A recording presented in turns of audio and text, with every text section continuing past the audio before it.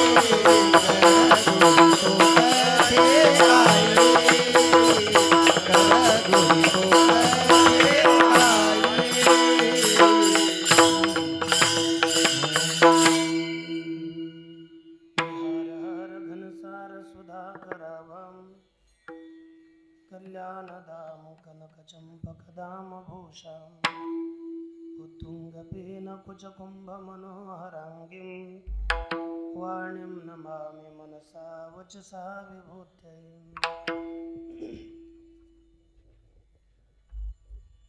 अज्ञानभ्रमहर्तारं कैवल्यस्य च विग्रहम् अलङ्कापुरनाथं तं वन्दे ज्ञानेश्वरं बुधं।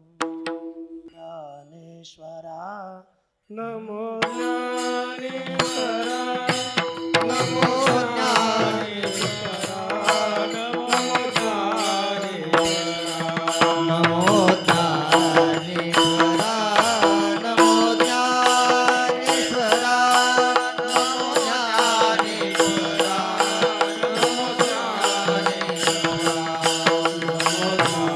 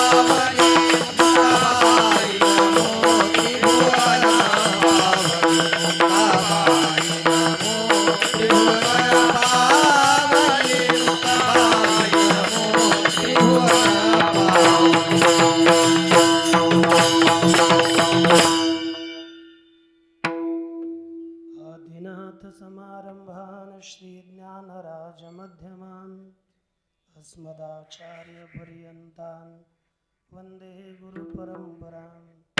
आदिनाथं च मत्सेन्द्रं गोरक्षं गहिनीं तथा निवृत्तिं ज्ञानदेवं च जोगं वन्दे मुहुर्मुहुः।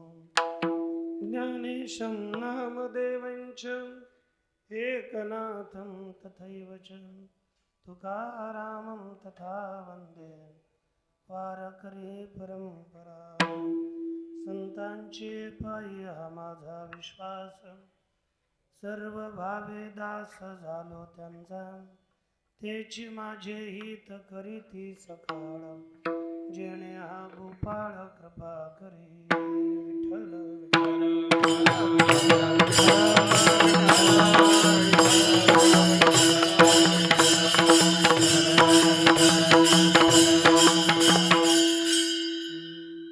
रवी दीप हिरा दाविती देखणे, अदृश्य दर्शने संतांचिया, त्यांचा महिमा काय वर्णो मी पामर, न कळे साचार ब्रह्मादिका।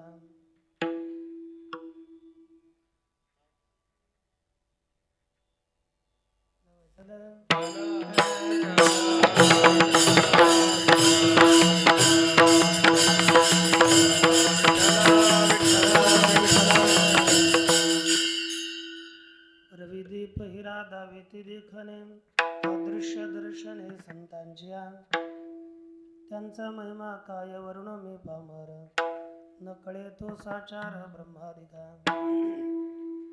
प्रस्तुत कीर्तन रूपी सेवेकरिता आपल्या पुढे उपस्थित केलेला अभंग श्री संत श्रेष्ठ जगद्गुरु तुकोबरा यांचा 6 चरणाचा व या अभंगाद्वारे जगद्गुरु तुकोबरा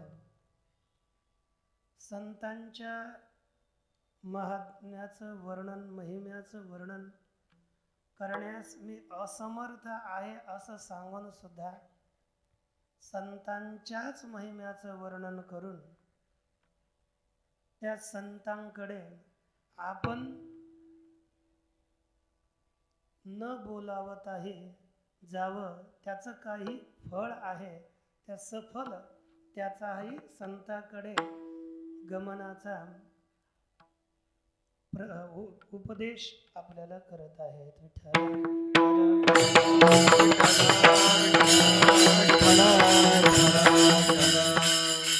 या अभंगाद्वारे श्री संत जगद्गुरु तुकोबाराय आपल्याला संतांचा महिमा सांगत आहेत.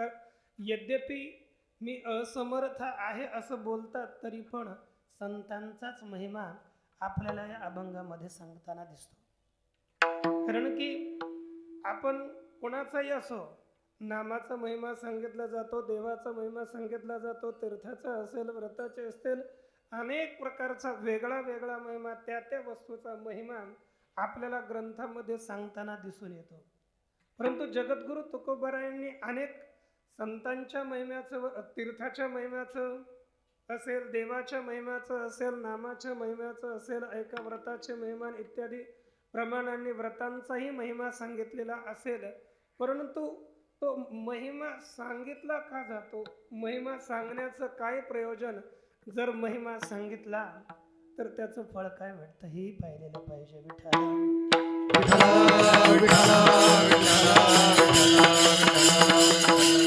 महिमा आपण ज्याचा सांगतो, कशा करता सांगतो, नेमका सांगण्याचं कारण काय.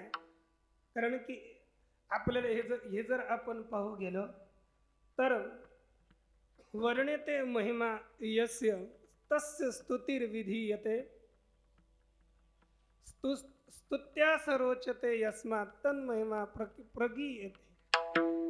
म्हणजे आपण पाहिलं की यस्य वर्णेते महिमा यस्य, ज्याच्या महिम्याचं वर्णन केलं जातं, एक प्रकारे महिम्याच्या वर्णनाद्वारे, महात्म्याच्या वर्णनाद्वारे त्याची स्तुतीच केली जाते.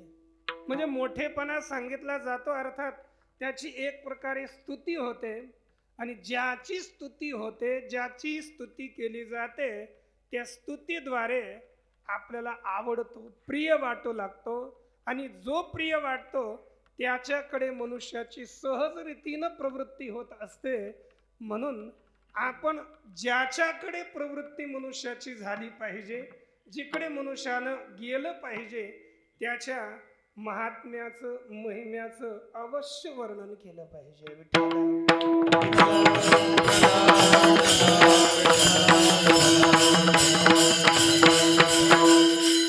कारण की संतांचा असा महिमाच आहे. बरं, संतांच्या त्याच स्तवनामुळे ती व्यक्ती त्या स्तवना लागून ते आवडते होती, मनुष्याला आवडणारे होतात, प्रिय वाटतात. म्हणून संतांचे महिमान सांगावे अति प्रेमे लागून, अतिशय प्रेमानं संतांचा महिमा सांगितला पाहिजे. कारण की तेथ उद्धरे जन हा हेतू होय म्हणून.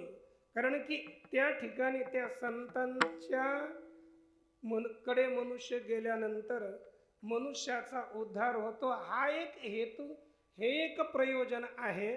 म्हणून अतिशय प्रेमाने संतांच्या महिम्याचं वर्णन केलं पाहिजे. यद्यपि मनुष्य वर्णन करण्यामध्ये असमर्थ असेल, परंतु आपल्या सामर्थ्यानुसार आपण वर्णन करण्याचा प्रयास अवश्य केला पाहिजे.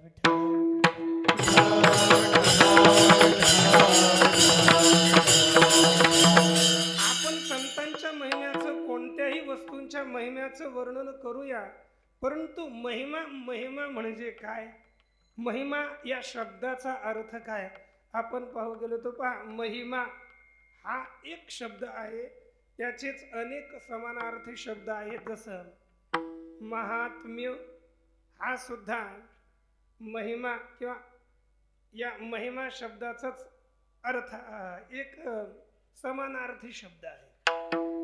तसेच महत्व महत्ता ही सगळी समान अर्थी शब्द आहेत. मग आता महत्ता असेल, महत्व असेल, महिमा असेल, या शब्दाचा अर्थ आपल्याला समजला तर मग आपल्याला कळेल म्हणजे कशाचं वर्णन केलं जातं. जर आपण या महिमा शब्द पाहिला तो मूळ महत शब्दापासून बनलेला महिमा शब्द आहे. विठ्ठल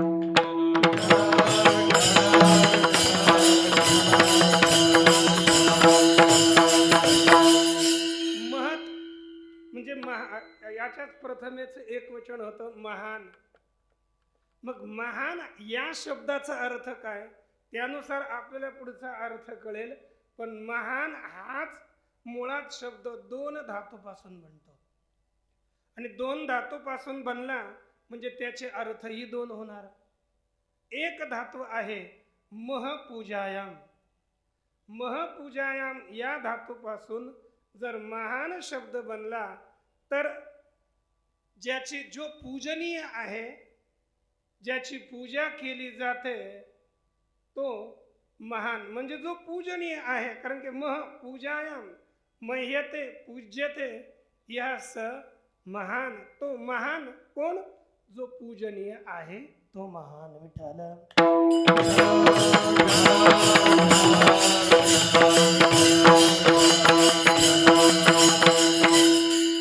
आणि महान संत हे वस्तुतः पूजनीय आहेत. कारण की महान म्हणजे महान अर्थात संत पूजनीय आहेत आणि त्यांचा महिमा म्हणजे महत् आपण पाहणार. कारण की संत का पूजनीय आहेत पहा. जगद्गुरु तुकोबराय बोलतात पूज्यतो दास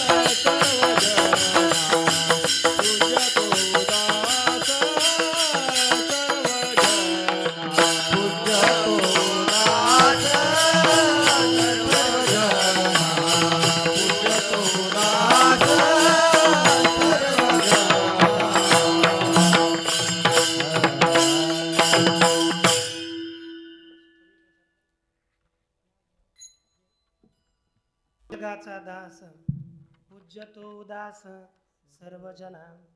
संत हे सर्व संसाराविषयी उदास असल्यामुळे ते विशेषतः पूजनीय आहेत. कारण की पुढे आणखी महाराज बोलतात संत महंत हे माझी पूजा आणि अनुभव नाही दुजा. हीच माझी संत महंत यांची पूजा इत्यादी करणं हीच म्हणजे हीच खरी माझी पूजा आहे. बाकी मला दुसरा अनुभव नाही. म्हणून संत ही पूजनीय असल्यामुळे म्हणून निवारुनी जन संत पूजा नारायण. म्हणून मनुष्यानं हे कारण की पूजनीय असल्यामुळे संतांची पूजा झाली पाहिजे आणि भगवान परमात्म्याची पूजा पद्धतीकडे देहली दीप न्यायाने त्याचा अन्वय करायचा. संत पूजा नारायण म्हणजे संत पूजा आणि नारायण पूजा या दोघांचीही पूजा करा. परंतु यातही जर आपल्या पुढे संत आणि भगवंत हे दोघही आले तर आपण भगवंताची पूजा सोडून संतांची पूजा अगोदर केली पाहिजे. देव सारावे परते संत पूजावे आरते संत पूजावे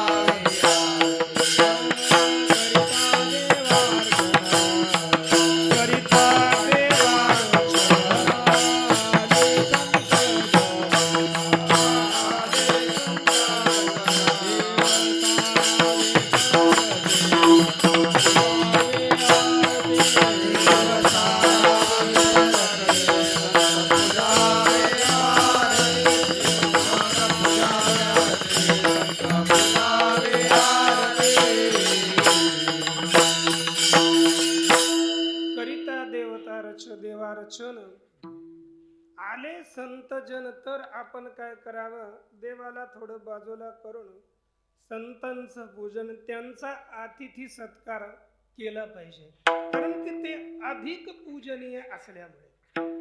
जर आपण असं केलं नाही तर तो अधर्म ठरतो, संतांचा अतिक्रम, देवपूजा तो अधर्म.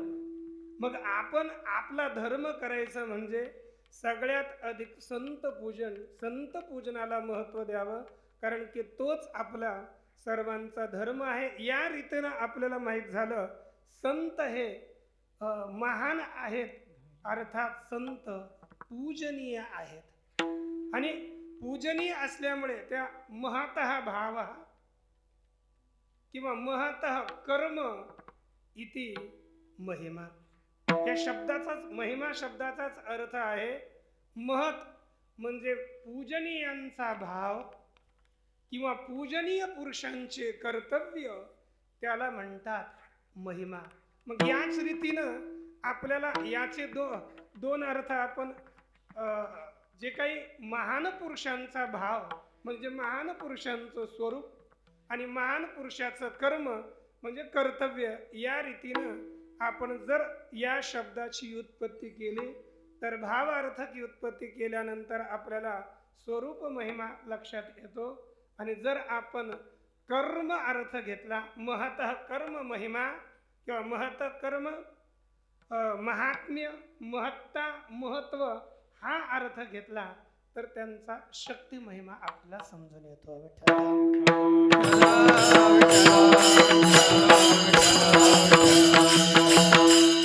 आपण दुसऱ्या जर आपण दुसऱ्या धातूपासून महत शब्द निर्माण केला तर तो धातू आहे मही वृद्ध. मही वृद्ध, वृद्धी म्हणजे आता वृद्धी अर्थ व्यापक इत्यादी अर्थामध्ये येतो, म्हणजे महान, मोठा असणे. तर या धातूपासून जर महत शब्द तयार झाला तर त्याचा व्यापक अर्थ होतो.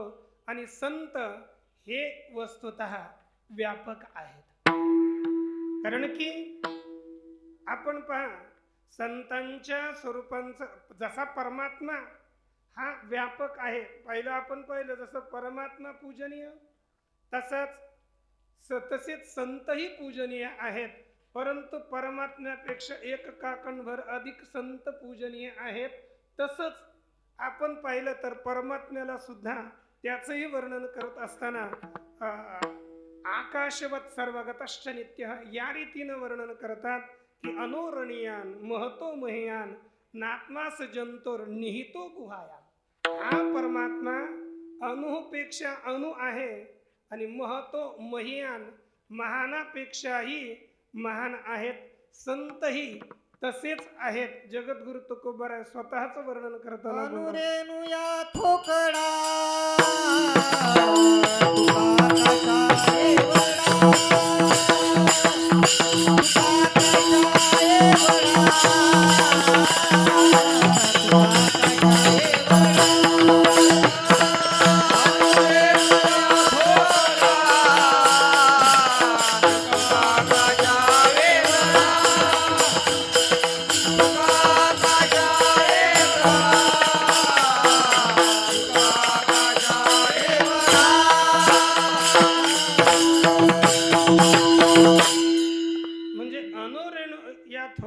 ज्याप्रमाणे श्रुतीमध्ये वर्णन केलं, अणु अनियान अणुपेक्षा अणु आहे आणि महान जे पदार्थ आहेत आकाशिक शादिक त्यांच्यापेक्षाही महान परमात्मा आहे.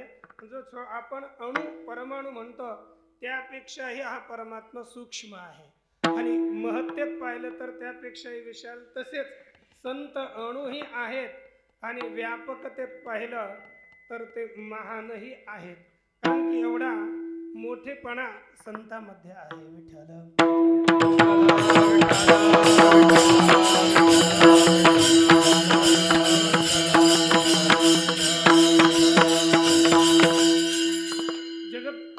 श्री संत एकनाथ महाराजही या दोघांचं वर्णन करताना संत कसे आहेत त्याचं वर्णन करताना बोलतात, एका जनार्दनी संत देव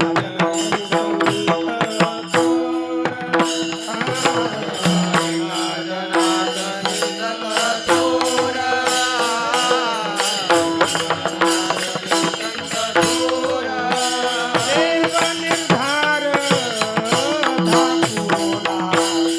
देव निर्धार धाकुला, देव निर्गुण देव निर्गुण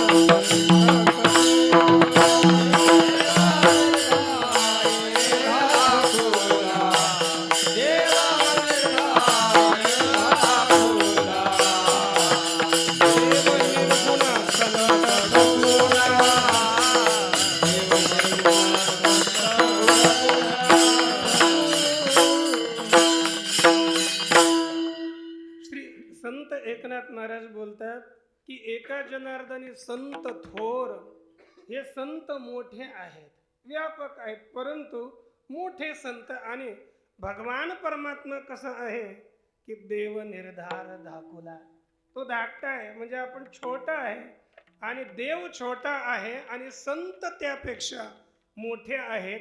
जसं पूजनीयतेत सुद्धा संत अधिक आहेत, आणि यांच्या मोठेपणाचा विचार केला तरी संत देवापेक्षाही मोठे आहेत, म्हणजे संत निरपेक्ष महान आहेत.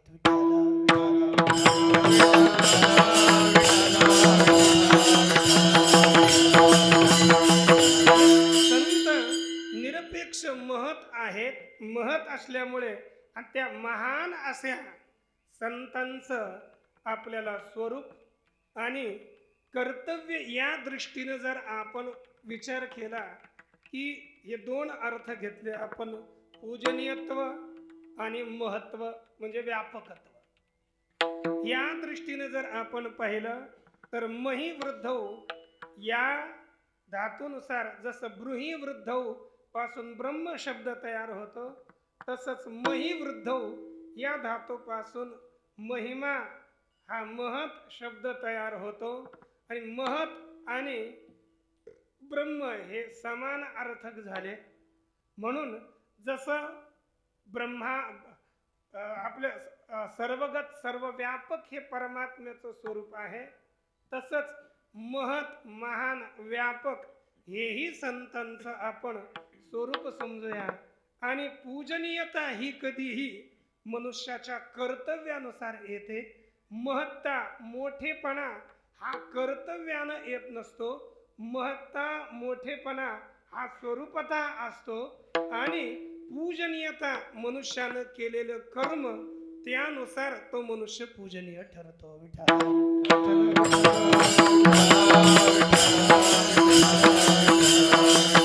याच दोन अर्थाच्या दृष्टीनं पाहिलं तर महत शब्द दोन धातूपासून बनला, म्हणून जर ब्रही ते मही वृद्ध या धातूपासून घेतला तर यापासून शब्द बनलेला जो म्हणजे महत बनला, आणि त्याचाच महतो भाव अशी उत्पत्ती करून महिमा शब्द झाला.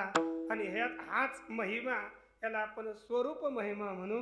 आणि जो काही आपला महपूजायाम या धातूपासून जो महत शब्द झाला म्हणजे संत महत झाला, आणि महतः कर्म अशी उत्पत्ती करून त्या मह धातूपासून शब्दापासून बनलेला महिमा शब्द हा संतांचं शक्ती महिमा कर्तृत्व सांगणारा, म्हणजे एक महिमा शब्द संतांचं कर्तृत्व द्योतित करतो, आणि एक महिमा शब्द संतांचं महात्म्य म्हणजे स्वरूप द्योतित करतो.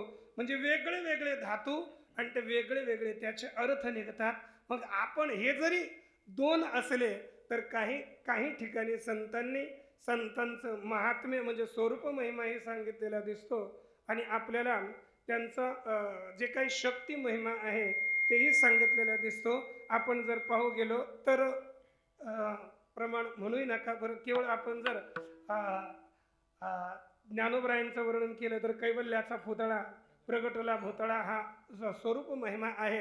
रेड्या मुखे वेद बोलविला किंवा चालविली जड भिंते हा विचार केला तर हा शक्ती महिमा आहे. दोनही प्रकारचा महिमा आहे, परंतु हा मोठेपणा संताला त्यांच्या कर्तव्यापासून प्राप्त होतो. मग आपण महिमा, त्यांच्या महिम्याचं वर्णन करतो, म्हणजे आपण त्यांच्या एक स्वरूपाचं वर्णन करतो किंवा त्यांच्या कर्तृत्वाचं वर्णन करतो. तेच वर्णन आपणही जगद्गुरु तुकोबरायांच्या अभंगानुसार पाहणार.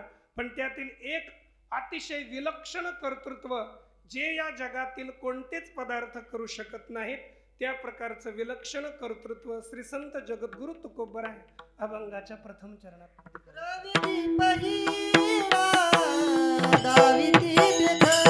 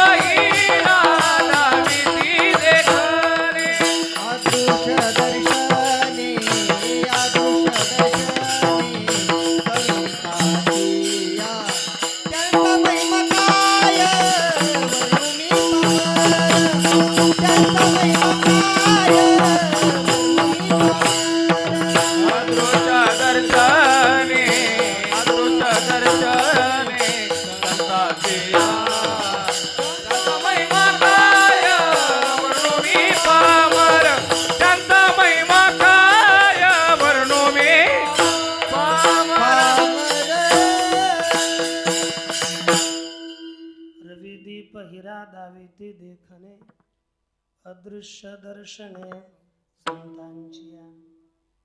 श्री जगद्गुरु तुकोबराय दृष्टांत पूर्वकच वर्णन या अभंगामध्ये करतात. या प्रथम चरणामध्ये श्री संतांमध्ये कशा प्रकारचा एक प्रकाशकत्व गुण आहे, तो गुण म्हणजे दर्शकत्व गुण आहे, परंतु तो तसे 4 गुण खाली 4 चरणामध्ये सांगितल्याने 2 चरण थोडे वेगळे, द्वितीय आणि शेवटचं. परंतु या 4 चरणामधील पहिल्या चरणामध्ये दर्शकत्व गुण त्यांच्यामध्ये आहे. ते काय दाखवू शकतात, इतकं विलक्षण सामर्थ्य आहे. कारण की या जगामध्ये अनेक ज्योती आहेत, परंतु त्या ज्योती ज्या कार्य करू शकत नाहीत, त्यापेक्षा विलक्षण कार्य संतांमुळे होतं. तर पहिलं आरंभ करताना बोलतात की रवी दीप हिरा दाविती देखणे. इथे 3 ज्योती ग्रहण केल्या. एक तर आपण याचा विचार केला तर एक दिव्य ज्योती, दुसरी भौम ज्योती आणि तिसरी आकरज ज्योती. म्हणजे या 3 ज्योती आहेत. एक पहिली रवी ही दिव्य ज्योती आहे, दीप म्हणजे अग्नी ही भौम ज्योती आहे, आणि हिरा हा आकरज, आकर म्हणजे खाण, खाणीतून उत्पन्न होणारी ज्योत आहे. रवी म्हणजे सूर्य, तोही दाखवतो त्याच्याही, कारण की दाखवणं इथं दर्शन कर्तृत्व नाही, याच्यामध्ये प्रयोजक कर्तृत्व त्यांच्यात आहे. म्हणजे जसं आई खाते हे स्वतः स्वयं कर्तृत्व झालं, आणि बाळाला खाऊ घालते हे प्रयोजक कर्तृत्व झालं. तसंच इथे रविदीप हिरा दाविती म्हणजे दाखविती, हे प्रयोजक करता रवी, दीप आणि हिरा आहे. हे सगळे या अभंगामध्ये जेवढे 4 सांगितले हे सगळे प्रयोजक करते आहेत. त्यापैकी रवी हाही दाखवतो, आणि दिव्य दिवी भव, दिव्यम म्हणजे दिवी स्वर्गे, आता अलौकिके भव इति दिव्य, ती दिव्य ज्योती आहे. कारण की जसे पूर्व दिशेच्या रावळी उदया येताची सूर्य दिवाळी मग तियेची काळी की एरी दिशा तिची काळी एरी दिशा तियेची काळी काळीमा नाही. म्हणजे अन्य दिशेमध्ये सुद्धा त्याच वेळेला काळोख राहत नाही, तो निवृत्त होतो आणि संपूर्ण जगाला हा सूर्य एक काहीही दाखवण्याचा प्रयास करतो. मग मार्गाधिक दर्शन असेल, सगळे पदार्थ सूर्यही दाखवतो. जर सूर्य अस्ताला गेला तर आपण दिव्याचा, मग आता दिवा हा उपलक्षण आहे. मग सगळे पदार्थ सूर्य रवी या पदानं आपण चंद्र तारे हे सगळे दिव्य पदार्थ ग्रहण करावेत. म्हणजे रवीच्या अंतर्गत सगळे पदार्थ आणि दीपच्या अंतर्गत या पृथ्वीवर असणारे भौम पदार्थ जे काही मग आपला हा बल्बही असेल, टॉर्च असेल, दिवा असेल, कोणता कुठे आग लागलेली असेल, हे सगळे दाखवतात. हे सगळे दीपामध्ये अंतर्भाव करायचे, उपलक्षण रीतीनं सगळे ग्रहण करायचे. तसेच आकरज आपण म्हणजे हिरा जे काही धातू असतील, जे प्रकाशमान आहेत, प्रकाश देतील, ते सगळे धातू हिरा पदानं ग्रहण करावे. कारण की हिरा हा खाणीमध्ये उत्पन्न होतो. हिरे दगड एक खाणी, आता पुढे आठवण तैसे है ना, कैचे विजातीला पाणी. म्हणजे हे सगळे हे आहेत, म्हणजे हे एकाच खाणीत उत्पन्न होतात. म्हणजे एवढं झालं की हा आकरज आहे आणि आकरज असून तो ज्योतिरूप आहे हिरा. कारण की आपण हिरा आणि गारगोट जोपर्यंत ठेवले तरी जोवरी तोवरी पाणी तिला गारा असं काहीतरी. आणि जव तो हिरा प्रकाश, जव नाही हिरा प्रकाशाला, जोपर्यंत हिरा म्हणजे हिरा प्रकाशतो, अर्थात ती दिव्य ज्योती आहे. या तीनही ज्योती आहेत, या तीनही ज्योती दाखवण्याचं काम करतात. परंतु दाखवतात कोणतं तर सांगितलं, रवी दीप हिरा दाविती देखणे. दाखवतात परंतु देखणे दाखवतात. देखणे शब्दाचा अर्थ आपण पाहिला पाहिजे. एक धातू आहे दिश अतिसर्जने, ते दिशती, त्याचाही अर्थ आपण दाखविणे असा करतो. या दिश धातूला ल्युट प्रत्यय करून, ल्युट म्हणजेच अन, दिश धातूला ल्युट अर्थात अन प्रत्यय केला तर उपंत्य स्वराला गुण होऊन देशन असा शब्द तयार होतो. आणि देशनच शब्द आहे आणि त्याचाच अपभ्रंश मराठीमध्ये देखण. शला आणि ख झाला आणि देखण आणि हा जो अन प्रत्यय झाला तो कर्म अर्थामध्ये आहे. दिश्यते यत तत् देशनम, अर्थात जे पाहिलं जातं त्याला म्हटलं जातं देशन, अर्थात देखण. ज्याला पाहतो पाहिलं जातं ती वस्तू आहे देखण, त्याला आपण देखणी वस्तू म्हणू, पण ती वस्तू आहे देखण म्हणजे पाहण्याचा विषय. तर ही त्याचाच दुसरा अर्थ पाहिलं तर दृश्य. देखणं म्हणजेच जे पाहिलं जातं त्याला आपण दृश्य, कर्मार्थामध्येच यत प्रत्यय केला तर तो दृश्य होतो आणि कर्मार्थामध्येच अन प्रत्यय केला तर देखणं होतं. म्हणजेच जे दृश्य पदार्थ आहेत त्या देखण्याला, पाहण्या योग्य वस्तूला रवी, दीप आणि हिरा हे दाखवितात.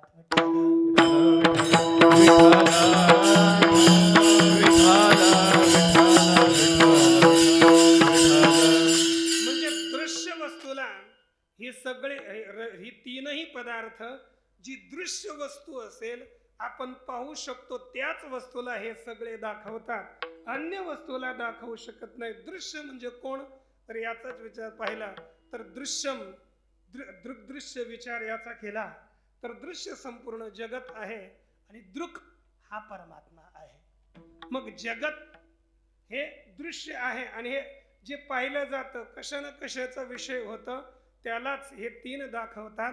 याचंच वर्णन करत असताना म्हणजे हे दृश्य जगत कोणतं आहे तर पंचदशीनुसार आपण द्वितीय प्रकरणानुसार पाहिलं तर एकादशेंद्रिययुक्त्या शास्त्रेणाप्यवगम्यते यावत किंचित भवेद एतद इदम शब्दोदितम जगत. आरंभीच श्लोक आहे. तर पहा की एकादशेंद्रियैहि युक्त्या शास्त्रेण अपि. आता पहा, एकादश इंद्रियांनी 11 इंद्रिय कोण? पंच ज्ञानेंद्रिय, पंच कर्मेंद्रिय आणि एक मन. या 11 इंद्रियांद्वारे जे जाणलं जातं तसेच युक्त्या, युक्ती म्हणजे अनुमान, अनुमान प्रमाणानं एकादशेंद्रिय म्हणजे प्रत्यक्ष प्रमाणानं, युक्ती म्हणजे अनुमान प्रमाणानं आणि शास्त्र शब्द प्रमाणानं. प्रत्यक्ष, अनुमान आणि शब्द प्रमाणानं जे जे काही जाणलं जातं यावत किंचित भवेत, जेवढं काही आहे ते सर्व एतत जगत. यावत किंचित भवेत एतत इदम शब्दो दितम जगत. आपल्याला म्हणजे इदम शब्दानं सांगितलेलं ते जगत आहे. सदैव सौम्य इदम अग्र आसीत या श्रुतीचा अर्थ करत असताना सांगितलं. म्हणजे एवढंच आपल्याला अपेक्षित आहे. म्हणजे तीन प्रमाणानं जे जे काही जाणलं जातं ते सगळं इदम आहे, ते सगळं जगत आहे आणि तेच दृश्य आहे.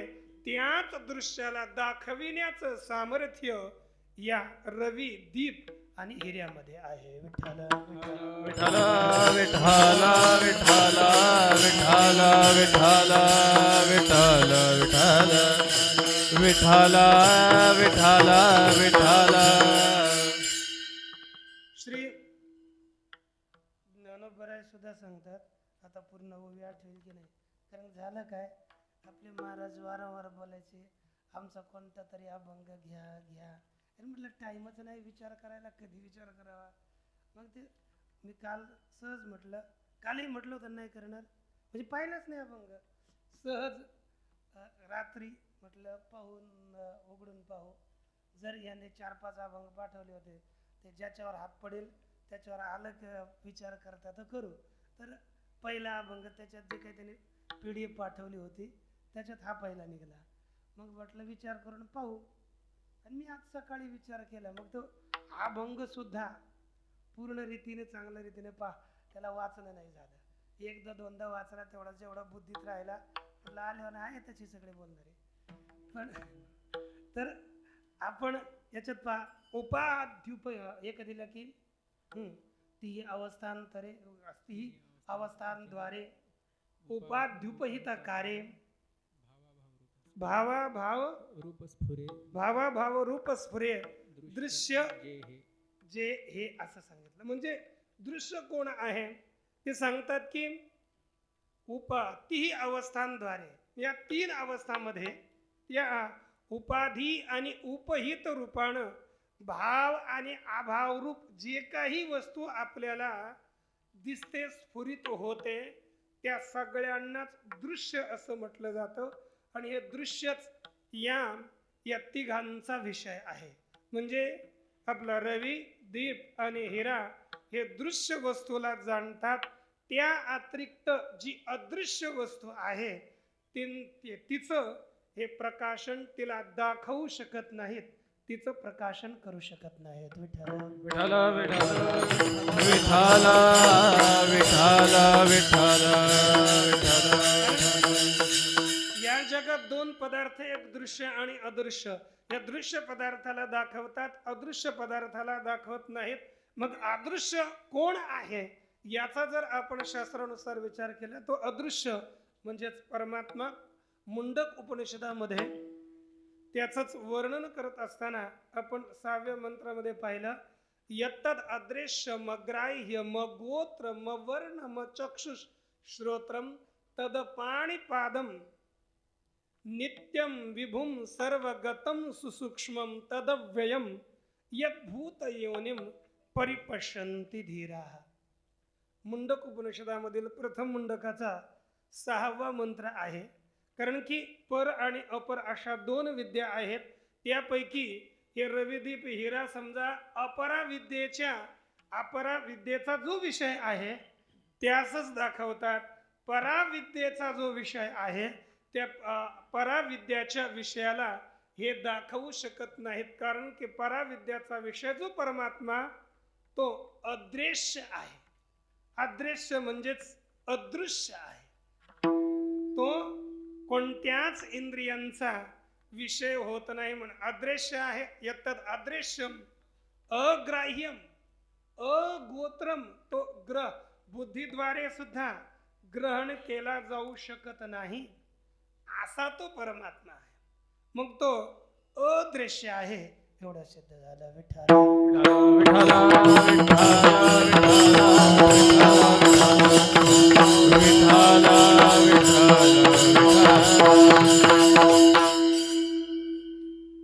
याच आपल्याला ओव्यामध्ये सुद्धा वर्णन परमात्मा हा अदृश्य आहे करताना केलं की जी विशेषणे विशेषजे ते दृश्य नव्हे रूप तुझे. म्हणजे जे विशेषणांनी विशिष्ट केलं जातं तसं परमात्म्याचं रूप दृश्य नाही आहे. म्हणजे आपण त्याला पाहू शकत नाही. तो इंद्रियांचा विषय होत नाही म्हणून तो परमात्मा अदृश्य आहे. न दृश्यम इति अदृश्यम, जे दृश्य होत नाही ते अदृश्य. विठ्ठल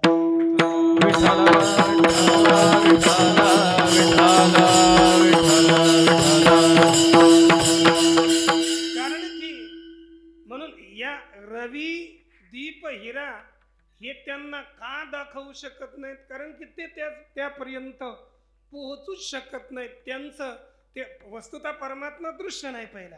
म्हणून केनोपनिषदामध्ये वर्णन केलं, न तत्र चक्षुर्गच्छति न वाग्गच्छति नो मनो न विद्मो न विजानीमो यथैतदनुशिष्यात् अन्य देव तद विदितात अथो अविदितात अधि. तो परमात्मा कसा आहे की न तत्र चक्षुर्गच्छति, चक्षु त्यापर्यंत पोहोचत नाही. आणि रवी दीप हिरा त्यालाच दाखवू शकतात जी चक्षुचा विषय आहे. बाकी इंद्रियांचा विषय सोडा, बाकी इंद्रियांचा विषय असेल किंवा नसेल, परंतु जो चक्षुचा विषय आहे त्यालाच ते दाखवू शकतात. रवी शब्दाला दाखवू शकत नाही. रवी रसाचं ज्ञान करून देऊ शकत नाही. म्हणजे हे रवी दीप हिरा बाकी इंद्रियांच्या विषयाला दाखवू शकत नाहीत. एक केवळ चक्षुच्याच विषयाला ते दाखवू शकतात. परंतु परमात्मा हा न तत्र चक्षुर्गच्छति, तिथं चक्षु जात नाही म्हणून तो परमात्मा अदृश्य आहे. आणि हे काय दाखवू शकणार? तसंच आणखी पुढची श्रुती सांगितली, यत् चक्षुषा न पश्यति येन चक्षुंषि पश्यन्ति तदेव ब्रह्मत्वं विद्धि नेदम यदिदम उपासते. जे चक्षुद्वारे पाहत नाहीत, पाहिलं जात नाही, परंतु ज्याच्यामुळे चक्षु पाहतात ते ब्रह्म आहे. म्हणजे चक्षु पाहतात ते दृश्य आणि चक्षुद्वारे जे पाहिलं जात नाही ते अदृश्य.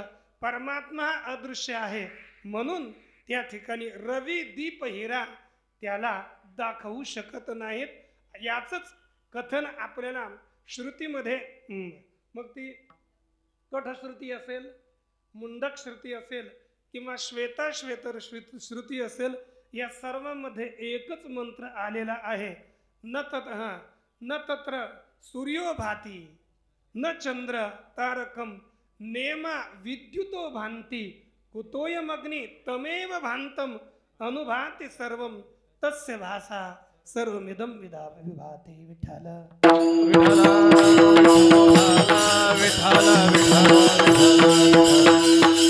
ती श्रुती सांगते की न तत्र चक्षुर्गच्छति, तत्र चक्षुः ते न तत्र सूर्यो भाती, ते मागे झालं. न तत्र सूर्यो भाती, सूर्य तत्र न भाती, तत्र याचा द्वितीय रूपाने परिणाम करायचा. सूर्य तत् न भाती, अर्थात सूर्य त्याला प्रकाशित करत नाही. चंद्र तारकम, चंद्र तारे हे सुद्धा त्याला प्रकाशित करू शकत नाहीत. विद्युतही त्याला प्रकाशित करू, बिजली जी काही आकाशातील, आपण त्याला बिजलीच म्हणतो का, वीज वीज आता मराठी कधी कधी होतं इकडे तिकडे जास्त हिंदी संस्कृतमुळे. तसेच होतोयम अग्नी, हा अग्नी त्याला कसं प्रकाशित करू शकेल? म्हणजे हे मोठमोठे जे प्रकाशमान आहेत ते त्याला प्रकाशित करू शकत नाहीत. मग हा अग्नी काय करणार? श्रीमद भगवद्गीतेमध्ये काय म्हटलं? बोला. अरे न तत् भासयते सूर्यो, म्हणजे हाच श्लोक पहा. आतापर्यंत जो अर्धा मंत्र सांगितला त्याचं वर्णन करणारा हा श्लोक आहे. न तत् भासयते सूर्यो न शशांको न पावकः. आता एवढाच अर्धा. आणि हे म्हणजे तिघही याला प्रकाशित करत नाहीत. सूर्यही त्याला प्रकाशित करत नाही, चंद्रही प्रकाशित करत नाही, पावक अग्निही त्याला प्रकाशित करत नाहीत. उलट काय आहे? तमेव भांतम अनुभाती सर्व. तो प्रकाशित झाला तर हे मागून त्याच्या प्रकाशित होतात. म्हणजे त्याच्या प्रकाश घेऊन, उष्ण प्रकाश घेऊन प्रकाशित होणारे हे आहे. तमेव भांतम अनुभाती सर्वम तस्य भासा. त्या परमात्म्याच्या प्रकाशाने तस्य भासा सर्वमिदं विभाती, हे संपूर्ण जगत प्रकाशित होतं. याच या अर्ध्या मंत्राचं कथन श्रीमद भगवद्गीतेमध्ये भगवान परमात्म्यानं केलं. अरे अरे कसं व्हायला लागलं? यदादित्यगतम तेजो जगत भासयते अखिलम यच्चंद्रमसि यच्चाग्नौ तत्तेजो विद्धि मामकम. म्हणजे आदित्यातलं तेज, चंद्रातलं तेज आणि अग्नीतलं तेज हे आहे परमात्म्याचं. मामकम म्हणजे माझं तेज, परमात्म्याचं तेज आहे. आणि त्याच्याच तेजानं हे प्रकाशित होतात. आणि ज्याच्या तेजानं हे प्रकाशित होतात ते स्वतः त्या परमात्म्याला प्रकाशन करण्यास समर्थ नाहीत. म्हणून सांगितलं की रविदीप हिरा देखणे दाविती अदेखणे अदृश्य.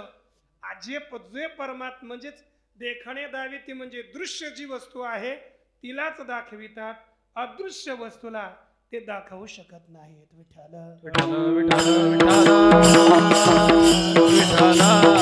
विठ्ठल विठ्ठल विठ्ठल. हे महत् प्रकाश असणारा हाही जर त्या अदृश्य परमात्म्याला दाखवू शकत नाहीत, मग हे दिसणारच नाही का? ते दाखवू शकत नाहीत. परंतु त्यांच्यात आणि संतात फरक एवढा आहे की संत काय करतात? अदृश्य दर्शन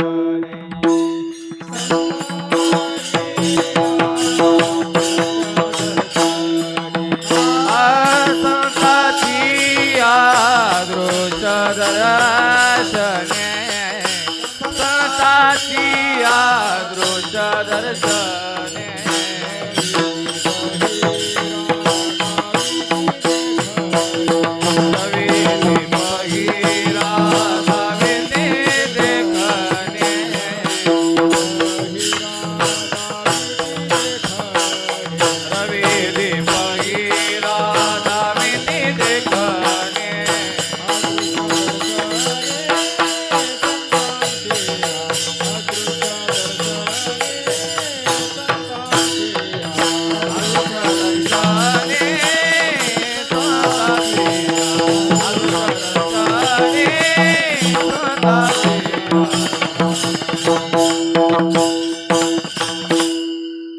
अदृश्य दर्शने संतांची. असा अर्थ नाही घ्यायचा. संतांच्या दर्शने अदृश्य दाविती इकडून नाही घ्यायचा. एवढंच. संतांची अदृश्य दर्शने होती. क्रियापद आधारित घ्या. परंतु संतांची एवढंच. म्हणजे संतांमुळे अदृश्य जी वस्तू आहे अदृश्याचे दर्शन होतात. तुम्ही म्हणाल दर्शने, ते बहुवचन आहे. मग अदृश्याचे दर्शने होतात असा अर्थ होईल. पर अदृश्याचं, अदृश्य असा परमात्म्याचं एक वेळेस साक्षात्कार झाला पाहिजे. एक वेळेस होतो ना. मग दर्शने बहुवचन का केलं? पण इथं जर आपण विचार केला तर एक सूत्र आहे, जात्याख्यायाम बहुवचनम अन्यतरस्याम. म्हणजे जातीचं कथन करत असताना विकल्पानं बहुवचनही होतं. विकल्पानं एकवचनही होऊ शकतं आणि बहुवचनही होऊ शकतं. आणि त्यातली त्यात आपल्याला जर आदरार्थी बहुवचन हे वचन प्रसिद्ध आहे की आदर करायचा असेल तर त्याच्यात बहुवचन केलं जातं, पण अर्थ घेताना एक वचनाचंच घ्यायचं. समजा आपण आता जर आपले गुरुजी आले तर आपण बोलताना बोलतो की गुरु आगतवान असं नाही, किंवा गुरु आगच्छत असं नाही करायचं. गुरवः आगतवन्तः आगच्छन्, हे ना, की या प्रकारचा आपण प्रयोग करतो. म्हणजे गुरु इत्यादी श्रेष्ठ व्यक्ती असतील तर त्यांच्यामध्ये श्रेष्ठाकरिता बहुवचनाचा प्रयोग होतो. तसंच अदृश्य दर्शन बाकी सर्व दर्शनापेक्षा उत्तम श्रेष्ठ असल्यामुळे त्या ठिकाणी बहुवचन शुभ होऊ शकतं. विठ्ठल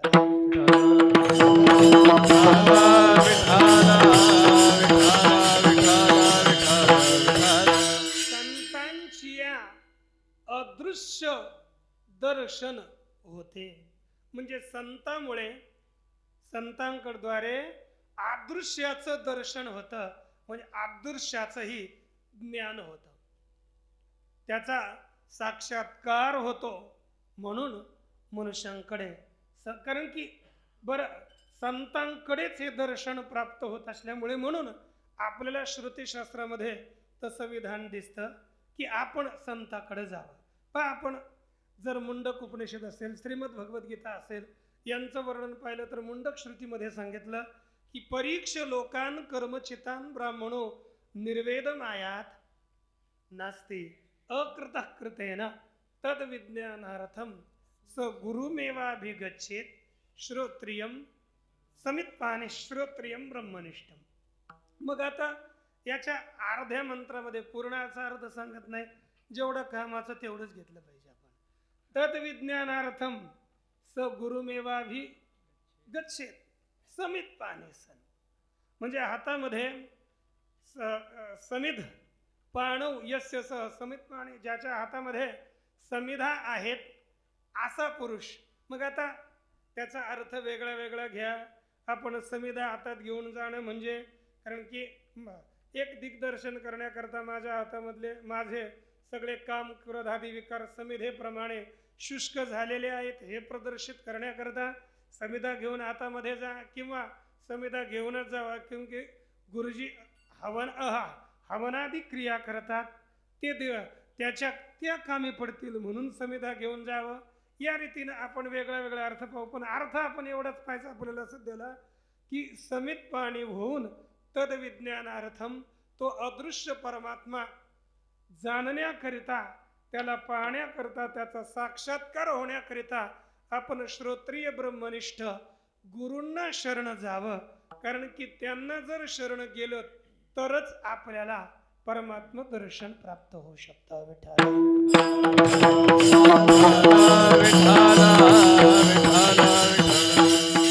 म्हणून आपल्याला तद्विधी प्रणिपातेन हा श्लोक असेल किंवा त्या श्लोकाखालच्या आपल्याला ओव्या असतील. कारण की प्रारंभ काय आपला जे ज्ञानाचा जे नाही त्याच्या अगोदर जे ज्ञानाचा पुरवठा तिथं सेवा हा धारवंत नाही आहे.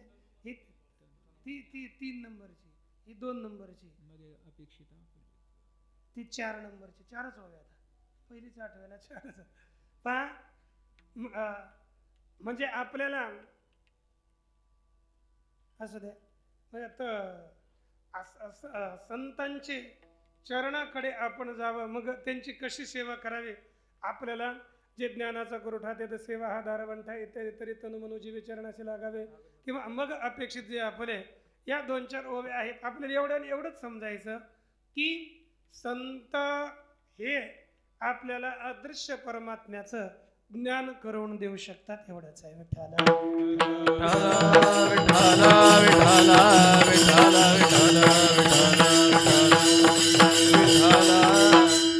श्री नाथ बाबा ही सुद्धा बोलतात. मी सरळ प्रमाणे सांगतो की एका जनार्दनी संत कृपा होता, ब्रह्मज्ञान तत्वता हाती लाभे. म्हणजे भागस जर आपल्यावर संतांची कृपा झाली तर ब्रह्मज्ञान प्राप्त होतं, ते आपल्या हस्तगत होतं. म्हणजे संत अदृश्य जे ब्रह्मतत्व परमात्मा आहे त्यांना दाखवतात. एवढं संताचं महत सामर्थ्य आहे. म्हणजे एवढं विलक्षण जे कोणतीच वस्तू दाखवू शकत नाही ती वस्तू सुद्धा संत आपल्याला दाखवतात. म्हणून दुसऱ्या चरणामध्ये त्यांचा महिमा वर्णन करण्यास मी असमर्थ आहे असं सांगतात. त्यांचा महिमा काय वर्णो मी पामर. त्यांचा महिमा काय वर्णो मी पामर.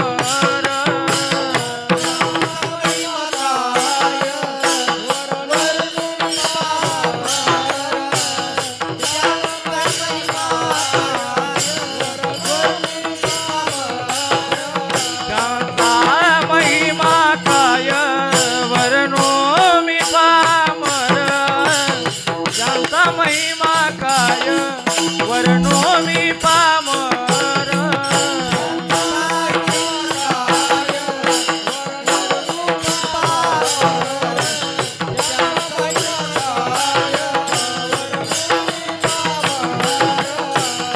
कळतो साचार ब्रह्मादिका.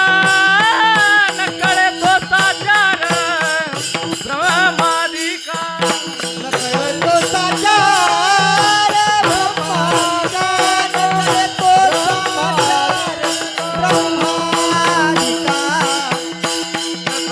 साचार ब्रह्मादिका. साचार ब्रह्मादिका.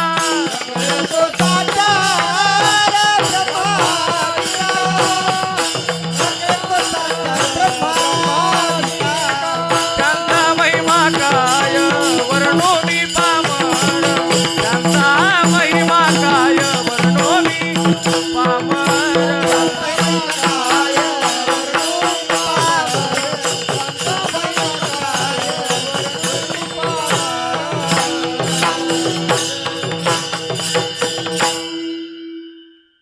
त्यांचा महिमा काय वर्णो मी पामर. हे अशा प्रकारे अदृश्य वस्तू दाखवतात. म्हणून त्यांचा महिमा मी पामर काय वर्णू. मी पामर त्यांचा महिमा काय सांगू. बरं का सांगत नाहीत तुम्ही. ते बोलतात न कळे साचार ब्रह्मादिका. ब्रह्मादिका ज्यांचा महिमा साचार न कळे, ब्रह्मादि देवतांनाही ज्या संतांचा महिमा वास्तविक खरा यथार्थ कळत नाही, मग त्या संतांचा महिमा मी पामर काय वर्णन करू. यद्यपि इथे जे सांगतात ना ते कैमूर्तिक न्यायानं वर्णन करतात. आता जसं आपण हस्ती के पाव में सब पाव आते ही वचन बोलतो.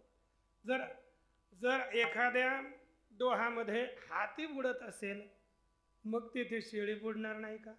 सहज त्याच्यात बुडणारच. त्याचप्रमाणे बुद्धिमत्तेमध्ये असणारे श्रेष्ठ ब्रह्मदेवादिक त्यांना संतांचा महिमा कळत नाही. मग मी पामर. पामर शब्दाचा अर्थ इथे पामरता घ्यायचा नाही, म्हणजे नम्रतेनं केलेला हा प्रयोग आहे. पामर म्हणजे विचारसागरात सांगितलेला तो पामर नाही, सामान्यतः सामर्थ्यही थोडे. कारण की ते उपाधी श्रेष्ठ असल्यामुळे ते बुद्धिमत्तेमध्ये श्रेष्ठ आहेत आणि सगळ्यामध्ये श्रेष्ठ आहेत, म्हणून ते वर्णन करू शकत नाहीत. मग मी सामान्य मनुष्य या संतांच्या महिम्याचं वर्णन कसा करू शकेन. विठ्ठला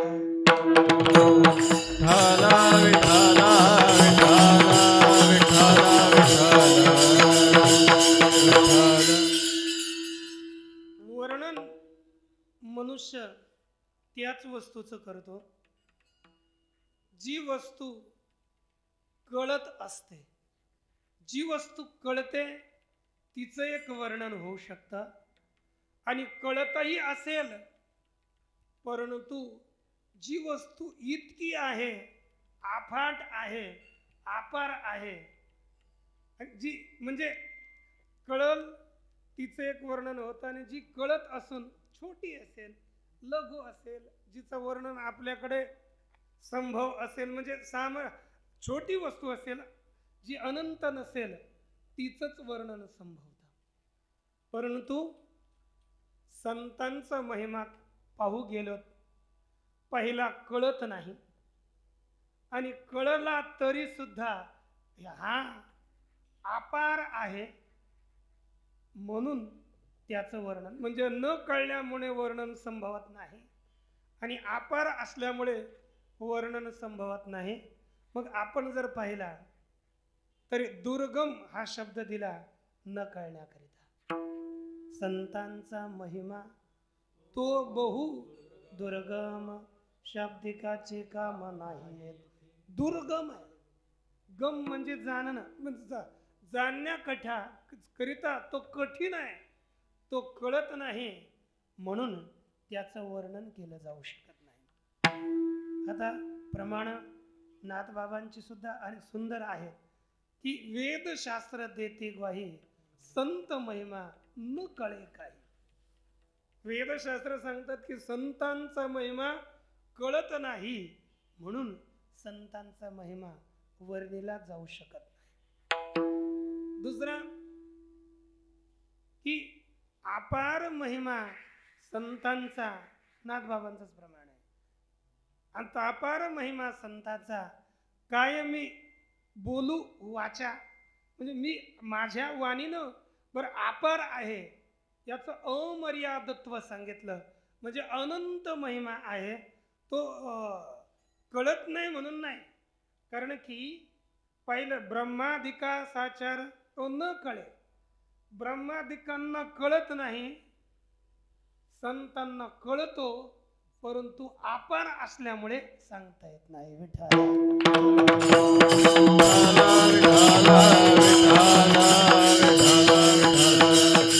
म्हणजे द्वितीय चरणामध्ये सुद्धा तारतम्यच सांगितलं. पहिल्या चरणात फरकच केला आणि द्वितीय चरणातही सांगितलं की न कळे साचार ब्रह्मादिका, परंतु भक्ताचा महिमा भक्तची जाणती. संतांचा महिमा दुसऱ्याला कोणाला कळत नाही, संतांना कळतो. ब्रह्मादिकांना तर कळतच नाहीत म्हणून ते वर्णन करू शकत नाहीत. संतांना कळतो परंतु संतांचा महिमा अपार असल्यामुळे मी त्यांच्या महिम्याचं काय वर्णन करू. या सामर्थ्याच्या अभावात श्री जगद्गुरु तुकोबरायांनी मी त्यांचं म्हणजे महिमा वर्णन करण्याविषयी अशक्तता जी दाखविली ती सामर्थ्याभावात न की ज्ञानाभावात.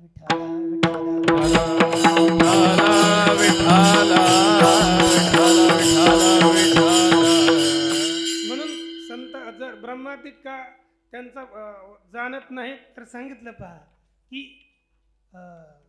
गालिता संताबाई मिठी पूर्वज वैकुंठी उद्धरते, ऐसा संतांचा महिमा वानू न शके शिवब्रह्मा. हे त्यांचं वर्णनही करू शकत नाहीत, कारण की याचा आणखी एक नाथबाबांचं सुंदर प्रमाण आहे. त्यातली अशी या सगळ्या ब्रह्मांडामध्ये भरून संतांची कीर्ती आहे, संतांचा महिमा आहे. म्हणून एक मुखे वानू चतुराननू क्षीणू असा आणि सहस्रमुखे गुणू नवर्णिता होय. म्हणजे पाहिलं तर मी एक मनुष्य हा एक मुखावाला, चतुरानन आणि सहस्रमुखावाला शेष तो सुद्धा या संतांच्या महिम्याचं वर्णन करू शकत नाही. मग मी काय वर्णन करू. बरंच या रीतीनं आपल्यामध्ये असामर्थ्य प्रगट केलं. मग हे संतचा महिमा वर्णन करण्यात असमर्थ आहे. आणखी तरी महिम्याचं वर्णन तर करताच थोडंफार. मग त्याच महिम्याचं वर्णन करत असताना चंदन आणि संत याच्या मधला फरक श्री जगद्गुरु तुकोबराय तृतीय चरणात प्रगट करतात. आपल्या चंदन निवावे तो कोणी.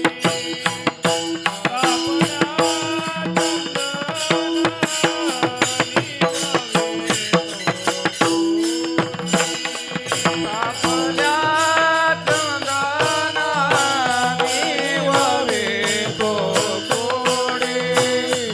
आपल्या चंदना निवावे तो कोणी.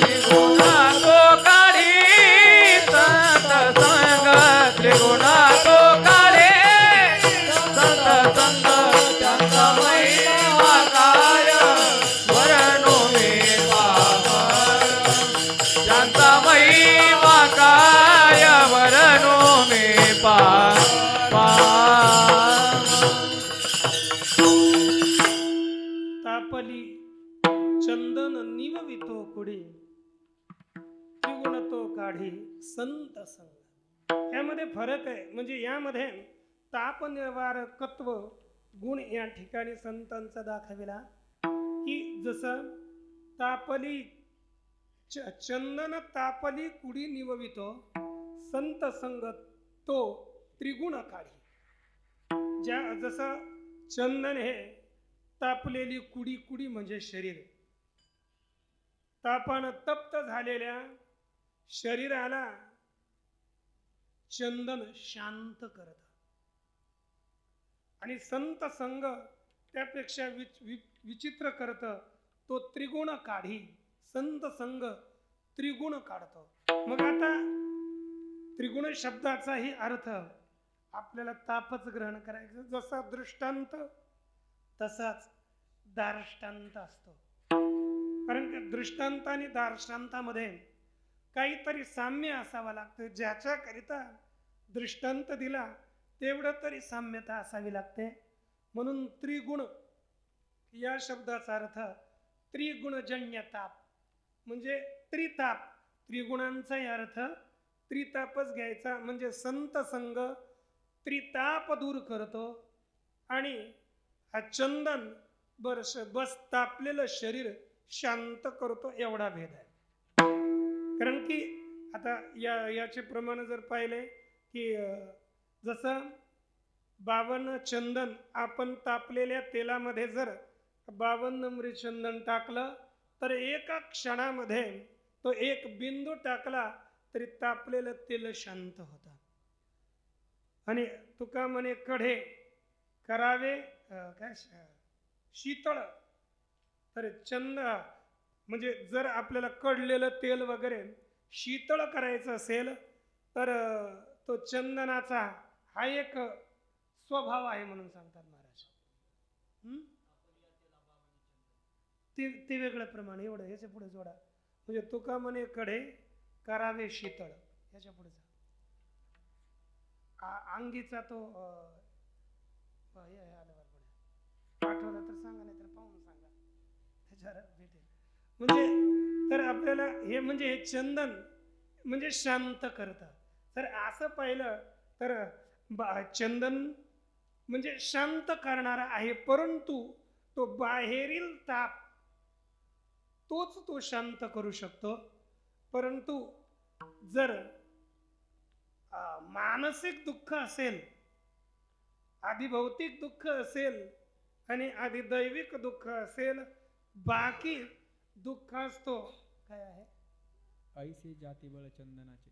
तुका म्हणे कड हे करावे शीतळ. ऐसे जातीबळ चंदनाचे. ऐसे जाती बळ चंदनाचे, म्हणजे त्याच्या जातीचं स्वभावाच ते बळ आहे की ते शीतळ करतं, हे त्याचा स्वभाव आहे. परंतु करत असलं तरी सुद्धा जर मनामध्ये समस्या असेल, काम क्रोधात विकार असतील, याला ते शांत करू शकत नाही. मनाच्या तळमळे चंदनेही अंग फोडे. चंदनही लावलं तरी दलावा चंदनो घाला विंजन वारा, हरिविन शून्य शेजारू घे माये.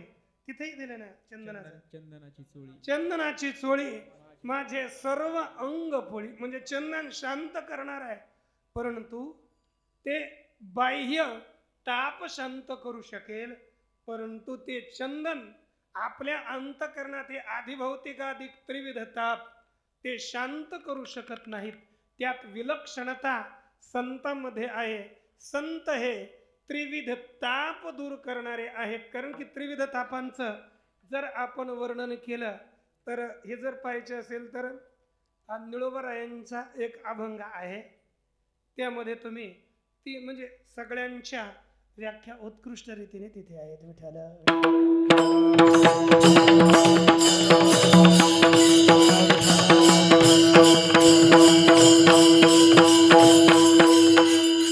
आदिभौतिक तापाचं वर्णन करताना लिहिलं की भूती उपद्रव दिधला ताडीला अथवा निस्तेजीला तेने चित्ती दाहो झाला, आधिभौतिक बोलीला तो ताप. किंवा आधिदैविक तापाचं वर्णन केलं, दैवे अतिवृष्टी का अनावृष्टी रजके लुटले झाला कष्टी, तेने पुढे आधी संकटी आधी दैविक ताप तो बोलीचे, म्हणजे त्याला अतिवृष्टी अनावृष्टी होणं हा आधी दैविक ताप आहे, आणि भूतान उपद्रव देणं हा आधिभौतिक ताप आहे.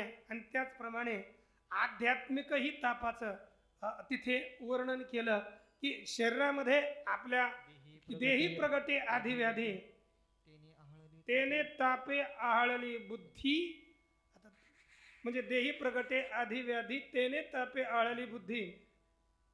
आणि गडबडा लोळे न पुरे दुःखावधी आधी आध्यात्मिक ताप तो बोलीचे, म्हणजे तो लोळतो न पुरे आधिव्याधी हे शरीरामध्ये येतात. म्हणजे आध्यात्मिक तापामध्ये एक मानसिक तापही आहे, तो तापही चंदन दूर करू शकत नाहीत. आधिदैविक आधिभौतिक ताप चंदन दूर करू शकत नाही, परंतु संतांचा संग हे सगळी ताप दूर करतो.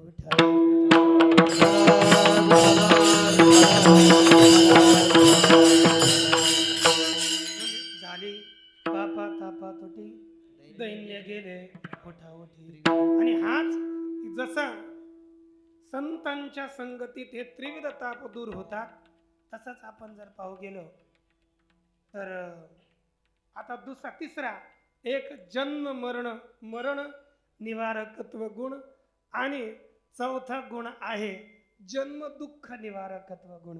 तृतीय चतुर्थ चरणामध्ये सांगितलं आपल्याला की संतांचा संग काय करतो, माये बापे पिंड पाळी येला माया जन्म मरण जाया संत संग. म्हणजे मायबाप आणि संतांमध्ये यद्यपि कधी कधी मायबापांचा उदाहरण म्हणून संतांना दिलं जातं की तुम्ही माये बाप, तुम्ही संत माय बाप कृपावंत इत्यादी आपल्याला अनेक प्रमाणात सांगितलं. म्हणजे संत हे मायबाप रूपाने सांगितले, परंतु त्यापेक्षा हे तर मायेनं मायबाप त्यांच्या पिंडाचं पालन करतात. आणि हे करतात काय, पिंडाचं पालन करून यांना जन्म मरणामध्येच लोटतात. कारण की जन्मही मायबापच देतात, आणि जन्म दिला रे दिला तर मृत्यू त्यांच्यामुळेच. कारण जन्मच नसेल तर मृत्यूही प्राप्त होणार नाही. म्हणजे मायबाप हे जन्म मरण देणारे आहेत आणि संत हे संत संघ हा जन्म मरणाचं निवारण करणारा आहे. तसंच आपण पुढच्या चरणात पाहिलं, कारण मी आता नाही वर्णन करत, आपल्या समयानुसार बरोबर 8ला पाठ असतो, 10-15 मिनिट लेट झाला तरी होईल, नाहीतर मग फार लेट होईल. पण पुढं आणि ते 5व्या चरणात म्हणतात की हे संत संघ का हे कसा आहे, संतांच्या वचने वारी जन्म दुःख, म्हणजे संतांचं वचन, संतांची वचन ऐकले तर आपल्याला जन्माचं दुःख राहत नाही. म्हणजे आपण त्या दुःखाला, त्या जन्माधिकांच्या दुःखाला मिथ्या समजून त्याच्यावर मध्ये आपण दुःखी होत नाहीत. आणि जर मिष्टान्न असेल तर मिष्टान्न केवळ भूक निवारण करणारी आहे, परंतु संतांची संगती जन्माच्या दुःखाची निवृत्ती करणारी आहे. या प्रकारच्या संतांचा महिमा श्रेष्ठ आहे. इतके संत महिम्यानं श्रेष्ठ असल्यामुळे शेवटच्या चरणात जगद्गुरु तुकोबराय म्हणतात, आपण अशा महात्म्याकडे निमंत्रणाची वाट पाहू नका, आपण सहज त्यांच्याकडे न बोलावता जावं. तुका म्हणे जवळी न पाचारिता जावे, तुका म्हणे जवळी न पाचारिता जावे, तुका म्हणे जवळी न पाचारिता जावे, तुका म्हणे जवळी न पाचारिता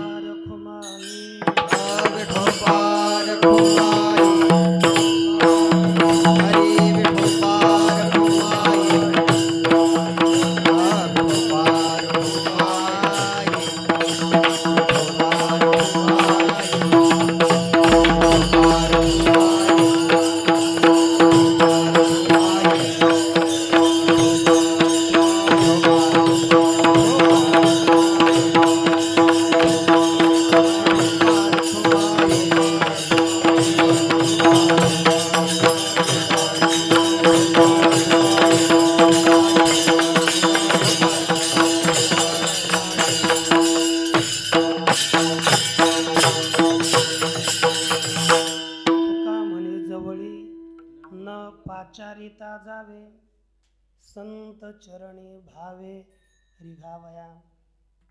काही व्यक्तींकडे आपण न बोलावता जावं. आता तो दोहा आठवेना, कारण की पाहायला टायमच संपत गेला. काय तुम्हाला जर पाहिजे असेल तर दोहा सांगतो. दोहा जेव्हा श्री पार्वती माता आणि भगवान शंकरजी कुंभज ऋषीपासून, म्हणजेच आपले कोण अगस्त्य ऋषीपासून रामायण ऐकून वापस जात असताना भगवान प्रभू रामचंद्रजीला पाहता, ते म्हणजे वापस गेले, राहिले. आणि नंतर आपल्या दक्षानं यज्ञ आरंभ केला. यज्ञ आरंभ केल्यानंतर पार्वती मातेला कळालं आणि पार्वती माता सुद्धा जाण्याकरता श्री भगवान शंकराकडे बोलतात. तेव्हा त्यांच्याकडे निमंत्रण आलं नव्हतं. भगवान शंकरही सांगतात या ठिकाणी आपण न बोलावलं तरी जावं हे निश्चित आहे. मग माता पिता असतील, गुरु असतील, या संत असतील, यांच्या ठिकाणी आपण आमंत्रणाची प्रतीक्षा करू नये. तिथे तसंच जावं आणि तिथे तो दोहा दिलेला आहे, तुम्ही पहा.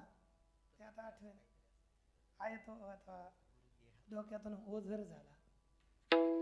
मग तिथे न पाचारिता जावे म्हणजे संतांकडे आपण न बोलावता जावं. का? त्याचं कारण एक दिलं, संत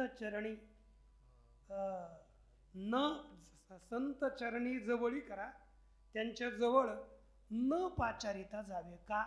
एक हेतू दिला, भावे रिघावया. भावे सप्तमी विभक्ती घ्या. भावामध्ये प्रेमामध्ये प्रवेश करण्याकरिता आपण, कारण जर प्रेम प्राप्त करायचं असेल तर त्या प्रेमाच्या प्राप्तीकरिता, प्रेमामध्ये प्रवेश करण्याकरिता आपण संतांकडे न पाचारता जावं. एक अर्थ भाव म्हणजे प्रेम होतो. दुसरा, जर भाव आणि अभाव असे दोन पदार्थ आहेत. सगळं जगत हे मिथ्या असल्यामुळे अभावरूप आहे. कारण की प्रपंच एक झाला होता हे तो समूळ मिथ्या वार्ता, पुढे होईल मागोता कदा कल्पांती घडेना. म्हणजे प्रपंच अभावरूप आहे आणि परब्रह्म परमात्मा हाच भावरूप आहे. मग त्या भावरूप परमात्म्यात प्रवेश करायचा असेल, तद्रूप व्हायचं असेल तर आपण, म्हणजे ब्रह्मरूप व्हायचं असेल तर आपण संतांकडे न पाचारिता आपण जावं. आणि आपल्याला तेव्हा म्हणजे प्रेम प्राप्त करायचं असेल तरही संतांकडे जावं, आणि भगवत रूपता प्राप्ती करायची असेल तरी आपण संतांकडेच गेलं पाहिजे. या प्रकारे संतांचं महात्म्य थोर श्रेष्ठ आहे. आणि म्हणून श्री जगद्गुरु तुकोबराय बोलतात की काय त्यांचा महिमा वर्णो मी पामर, न कळे साचार ब्रह्मादिका. या प्रकारे अभंग. आता मी विचार केला, आता हे म्हटलं की नाही काहीतरी आम्हाला विचारच करता येत नाही, काहीतरी करा, पण त्यांचा तर तसा परीक्षेचा अभंग आहे. आता हा अभंग एका दिवसातच विचार केला म्हणून असा झाला. पुढचा आपण लवकर करूया विचार, मग तो कसा होईल थोडा चांगला. म्हणजे कारण की जर एका दिवसात विचार केला, प्रमाण वाचलं, किती प्रमाण डोक्यातही स्थिर झालं पाहिजे. मग डोक्यात स्थिर झालं, परमात्म्याची कृपा झाली, त्याप्रमाणे आपण या अभंगावर विचार करण्याचा प्रयास केला. ही वाङ्मयीन सेवा ज्ञानोबरायांचे भगवान पांडुरंग परमात्म्याच्या चरणी अर्पण करून याच ठिकाणी सेवेला पूर्णविराम. ज्ञानेश्वर